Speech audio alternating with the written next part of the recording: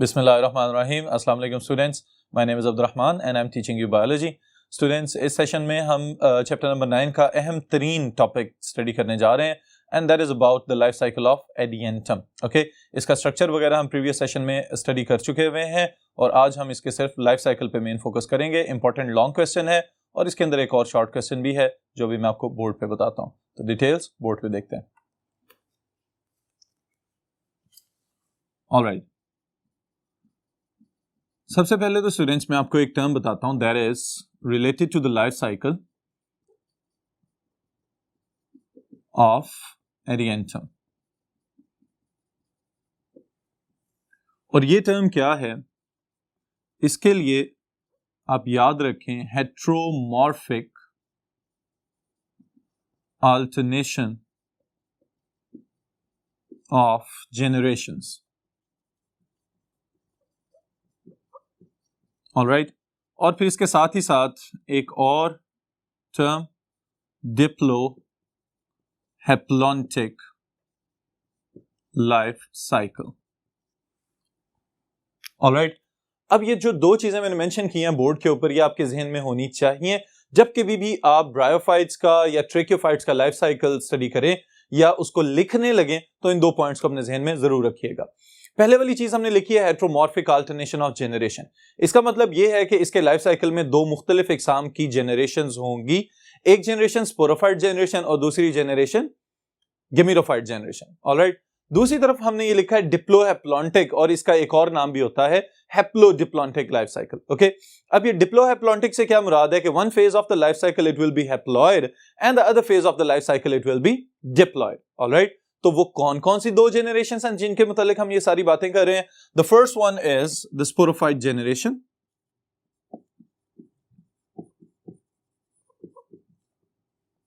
Sporophyte is diploid. Alright, जब हम 2n लिखते हैं तो इसका मतलब यह है कि इसके पास क्रोमोसोम्स की तादाद जो है वो डबल हो चुकी हुई है। ऑलराइट, इसके साथ ही साथ this is the dominant phase और इसके साथ प्रोमिनेंट या कंस्पिकुअस की टर्म आप याद रखिएगा। फिर इसके साथ ही साथ जो दूसरी जेनरेशन है that is gametophyte generation. And what do you know about the gametophyte generation of the ferns? This generation is reduced, पहले की निस्बत छोटी हो चुकी है। Alright, it is small. Alright, और इसके साथ ही साथ एक इंपॉर्टेंट चीज मैं यहां में मेंशन कर रहा हूं that is it is autotrophic. Alright, ऐसा नहीं है कि अगर जो स्पोरोफाइट जेनरेशन है वो डोमिनेंट हो चुकी है, फोटोसिंथेटिक हो चुकी है, इंडिपेंडेंट हो चुकी है, तो ऐसा नहीं है कि जो गेमिटोफाइट जेनरेशन है अब वो डिपेंडेंट हो जाए स्पोरोफाइट पे। It is still autotrophic and it is separate, अलहदा से एक अपनी इंडिविजुअल पहचान के साथ ग्रो करती है गेमिटोफाइट फेज। और ये आप याद रखिएगा कि the gametophyte is not dependent on sporophyte. Alright students, तो ये हैं दो जेनरेशंस जिनकी डिटेल हमने स्टडी करनी है और लाइफ साइकिल का आगाज करेंगे हम स्पोरोफाइट की डिटेल से। Okay, so the first one is sporophyte here. इसके लिए आपको स्ट्रक्चर तो याद होना चाहिए एडियंटम का जो स्पोरोफाइट नजर आता है। उसके लिए स्टूडेंट्स मैं एक दो चीजें आपको रिवाइज करवा रहा हूं। The first thing is fronds, the term that is specifically used for the leaves of the ferns. Okay, और दूसरी चीज जो हमने पढ़ी थी that was circinate vernation, वो जो coiled एक इनका स्ट्रक्चर बनता है when the leaves are immature, that is known as circinate vernation. Okay, फिर जो इसके लीफ का मेन सेंट्रल पोर्शन था मिड रिब की तरह की जो ब्रांच है दरमियान में that is known as rachis, और वो स्टार्क जिसकी मदद से ये फ्रॉन्ड जो है राइजोम के साथ जुड़ा हुआ है it is known as stipe. Alright, तो ये सब स्ट्रक्चर्स अपने ज़हन में रखिएगा। अब हम सिर्फ जो है वो रिप्रोडक्टिव फेजेस की बात करेंगे मेनली इसके अंदर। इसमें स्टूडेंट्स स्पोरोफाइट जेनरेशन है तो अंडरस्टूड बात है this is the spore producing generation. Alright, इसकी खसूसियत क्या है कि this is the spore producing phase और स्पोर प्रोड्यूसिंग जेनरेशन। लफ्जी मतलब जो है स्पोरोफाइट, वो पौधा जो स्पोर्स पैदा कर सकता है। ऑलराइट, तो अब सवाल ये पैदा होता है कि ये स्पोर्स कहां पे पैदा हो रहे हैं। उसके लिए स्टूडेंट्स स्पोरोफाइट से मिलती जुलती एक और टर्म है that is sporophylls. All right, and what are sporophylls? Leaves on which sporangia are formed or they are born. All right, sporophylls वो पत्ते जिनके ऊपर स्पोर्स पैदा करने वाले स्पोरेंजिया ग्रो करेंगे. These specific leaves are known as sporophylls. Okay? फिर sporangia directly sporangia की फॉर्म में ग्रो तो कर रहे हैं, लेकिन इनके क्लस्टर्स के लिए हमने एक और नाम यहां पे याद रखना है. That is सोराय. ऑलराइट स्टूडेंट्स, बहुत ज्यादा हो, जमा है तो सोराय, अगर इंडिविजुअल है तो उसको हम कहेंगे सोरस. ऑलराइट, सोरस है क्या? Cluster of sporangia. ऑलराइट, और फिर इसके साथ ही साथ एक और बात भी याद रखिएगा कि आगाज में ये ग्रीन होते हैं. Alright, but turn dark brown और black when mature. Alright students, sporangia के वो ग्रुप्स जो आपको लीव्स की लोअर साइड्स के ऊपर, उनके लोब्स के ऊपर नजर आएंगे, उनको हम कहेंगे दीज आर सोराय, जिसमें से एक क्लस्टर को हम कहेंगे सोरस. आगाज में जब ये ग्रो कर रहे होते हैं तो ग्रीन कलर के नजर आते हैं, लेकिन जैसे ही मैच्योर होते हैं तो डार्क ब्राउन, शाइनी या ब्लैक कलर के आपको नजर आ सकते हैं. ऑलराइट, ये इंपॉर्टेंट फीचर है, याद रखिएगा about the sori of the ferns. और इसके साथ ही साथ एक और टर्म, फॉल्स इंड्यूसियम. ये क्या चीज होती है? फॉल्स इंड्यूसियम वो स्ट्रक्चर है जिसका मैंने आपको बताया हुआ है कि जहां पे स्पोरेंजिया को लीव इनफोल्डिंग बना के अपने जो लोब्स हैं, उसके जो एंड वाले पोर्शंस हैं, उनको यूं बेंड कर दे अंदर की जानिब, ताकि स्पोरेंजिया को प्रोटेक्शन प्रोवाइड की जा सके. तो ये वाला जो स्ट्रक्चर बन रहा है इसको कहते हैं फॉल्स इंड्यूसियम. एक प्रोटेक्टिव स्ट्रक्चर है, लेकिन असल में चूंकि ट्रू प्रोटेक्टिव स्ट्रक्चर नहीं है, तो इस वजह से इसको हम कह रहे हैं फॉल्स इंड्यूसियम. ऑलराइट स्टूडेंट्स, फिर इसके साथ ही साथ अगर नेक्स्ट हम देखें तो एक बहुत इंपॉर्टेंट पोर्शन आ रहा है, and there is about the structure of sporangium. इसी के अंदर स्टूडेंट्स आपके लिए एक इंपॉर्टेंट शॉर्ट क्वेश्चन है, और वो शॉर्ट क्वेश्चन क्या है कि what is the difference between annulus and stomium. Okay, important short question है, इसलिए तवज्जो रखिएगा.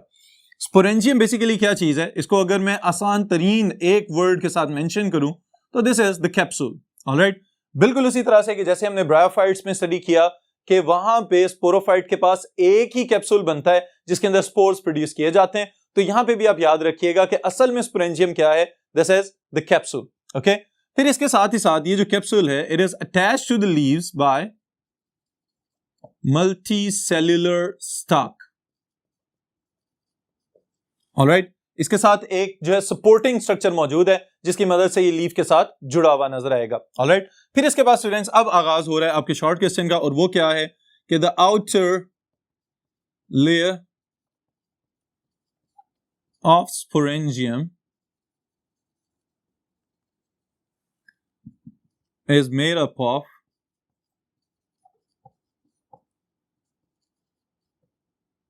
thin layer of cells, all right, with thick cell walls. all right, ये जो थिकनेस है स्टूडेंट्स हम सेल्स की जिनकी बात कर रहे हैं, इसके लिए एक मल्टीपल चॉइस क्वेश्चन स्टेटमेंट बनेगी, वो मैं अभी आपको नोट करवाता हूं. Now the short question begins here.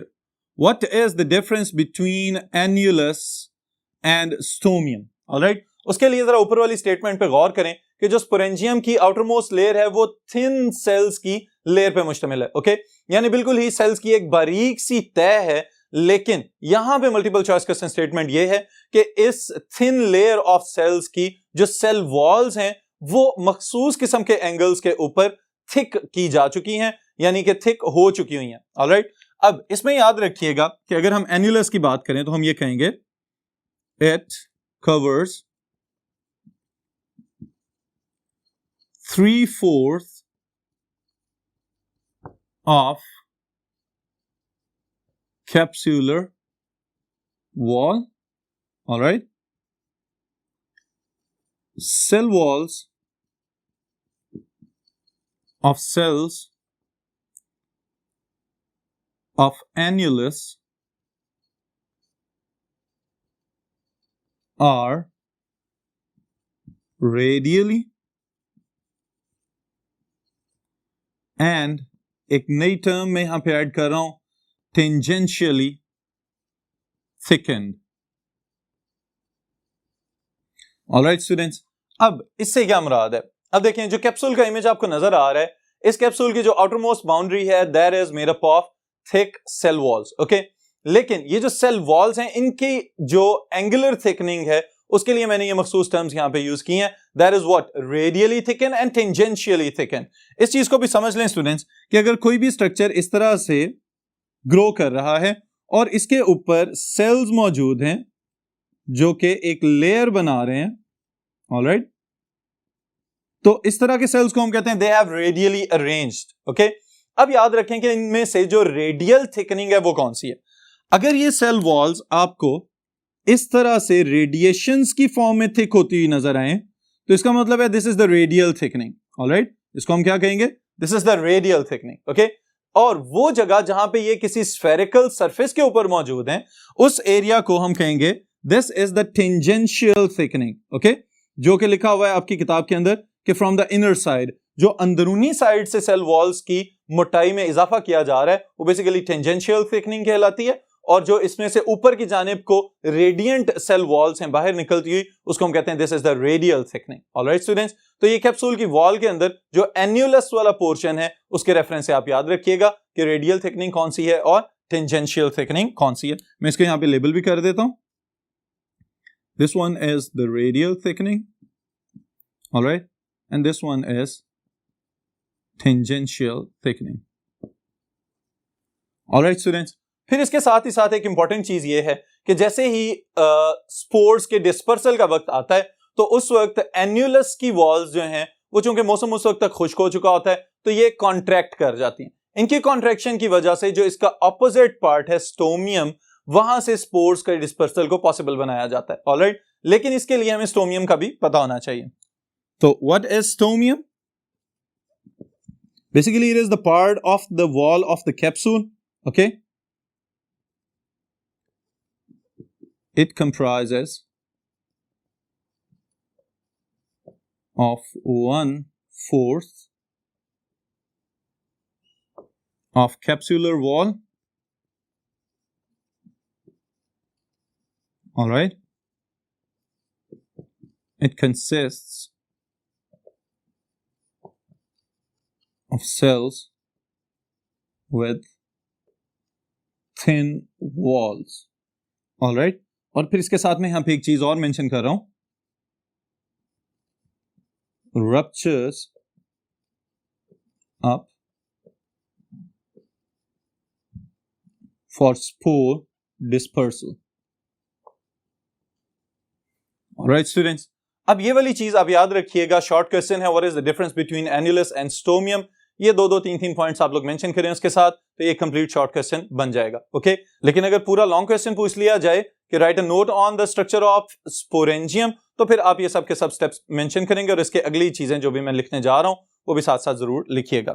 अब स्टूडेंट्स एन्युलस और स्टोमियम के साथ अब सवाल ये पैदा होता है कि कैप्सूल की हम बात कर रहे थे अभी तक कि इसकी वॉल की ये थिकनिंग है और इस तरह से स्ट्रक्चर है, इसका ज्यादातर सरफेस एरिया एन्युलस ने कवर किया हुआ है और स्टोमियम के पास बिल्कुल छोटा सा एक पोर्शन है जिसको उसने ऑक्यूपाई किया हुआ है। उसको भी अगर आप उस इमेज के ऊपर गौर करें तो आपको नजर आता है this is a lip like structure, okay.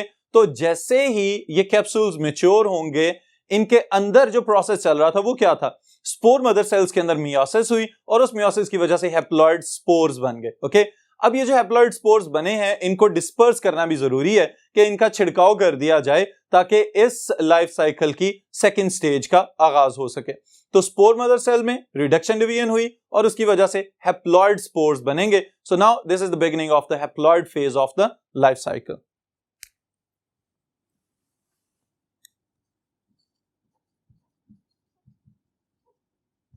Spores, they are basically haploid, all right, and they are produced within the sporangium,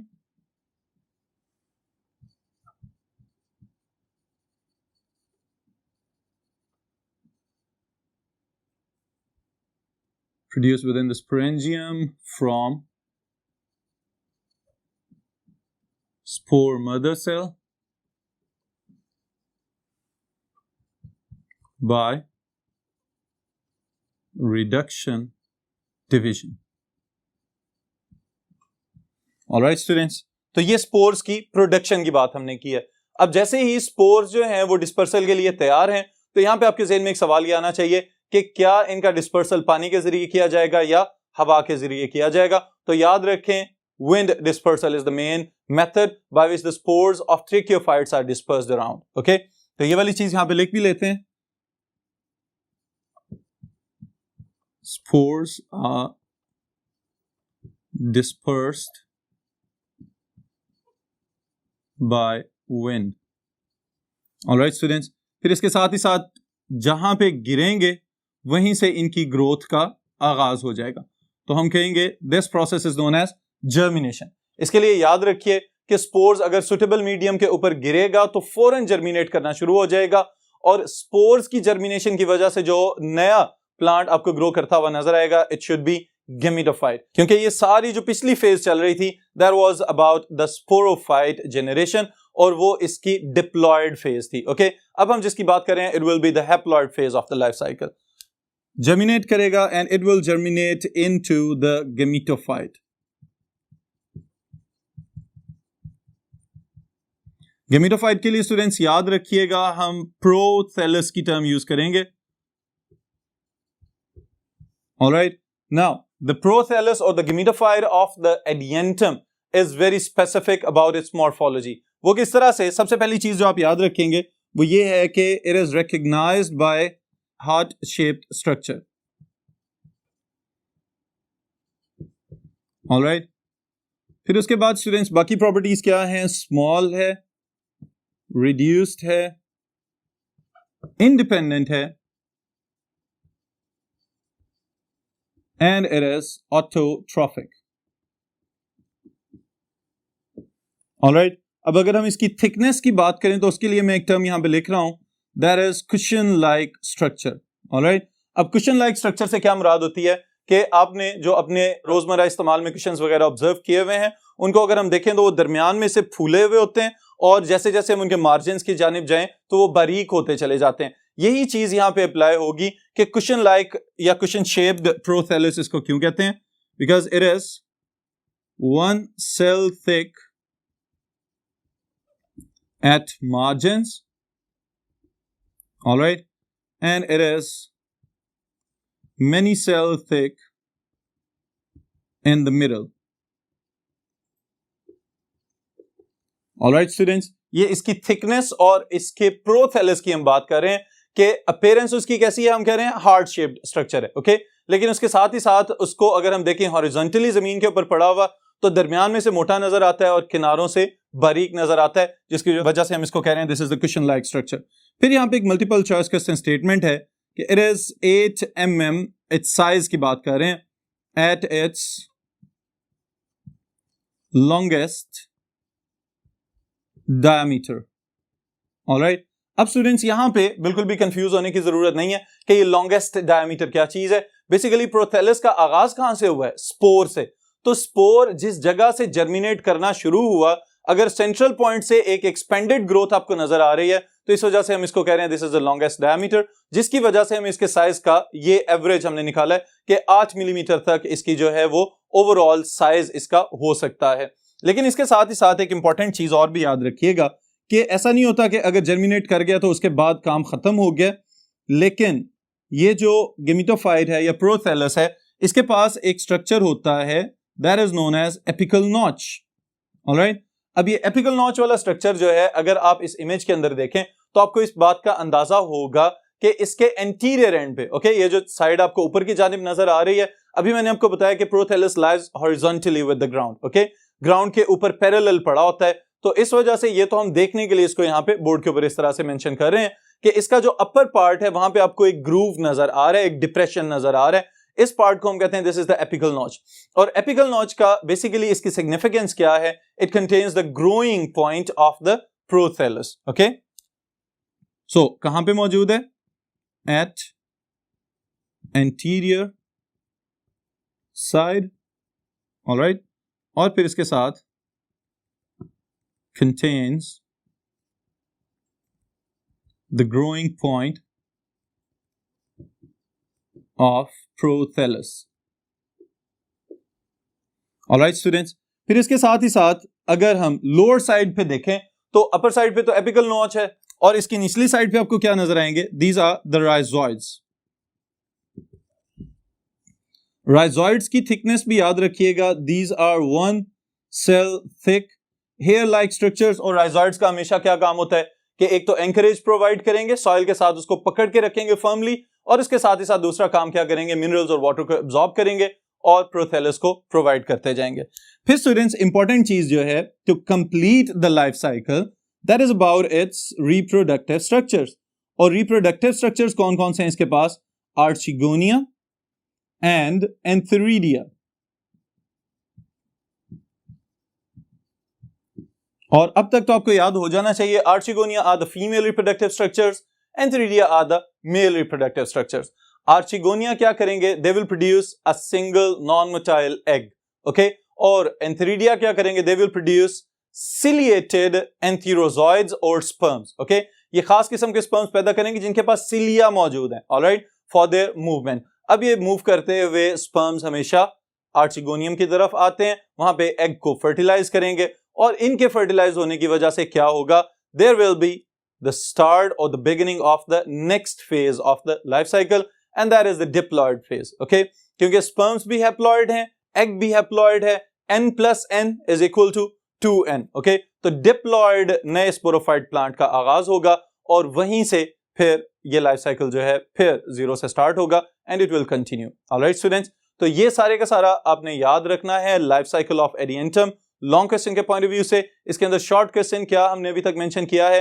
that was about annulus and stomium, alright. फिर इसके साथ स्टूडेंट्स जब गेमेटोफाइट जनरेशन बने तो इस gametophyte के अंदर antheridia और आर्चिगोनिया, फिर उनकी फर्टिलाइजेशन होगी, जाइगोट बनेगा, और उससे आगे प्रोसेस जो है वो लाइफ साइकिल का चलता चला जाएगा। This is the end of today's session.